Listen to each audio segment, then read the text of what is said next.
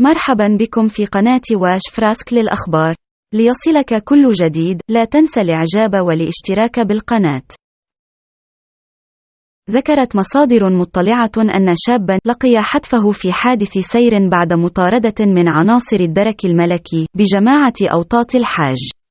ووفقا للتفاصيل المتاحة، فإن الحادثة وقعت بعد محاولة الشاب عبور حاجز ترابي تم تنصيبه من طرف عناصر الدرك الملكي عند مدخل أوطاط الحاج بالقرب من قنطرة واد شق الأرض.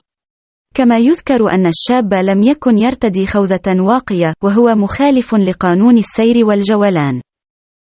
وأضافت المصادر أن الهالك حاول تجاوز حاجز أمني وتجاهل إيقافه من قبل الدرك الملكي، مما جعل عنصرا دركيا يطارده لتوقيفه، لكن الحادث وقع قبل أن يتم القبض عليه، حيث اصطدم بإحدى أعمدة القنطرة بقوة، مما تسبب في إصابته بجروح بالغة على مستوى الرأس وفقدانه للوعي. وقد تم نقل الضحية على وجه السرعة إلى مستشفى المسيرة الخضراء في مدينة ميسور لتلقي العلاجات اللازمة، لكنه توفي هناك متأثرا بجروحه.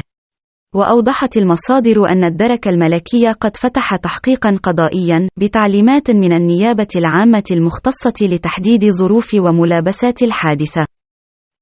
وتؤكد هذه الحادثة على أهمية الالتزام بالقوانين المرورية والتعليمات الأمنية، وضرورة الامتثال لتعليمات السلطات الأمنية.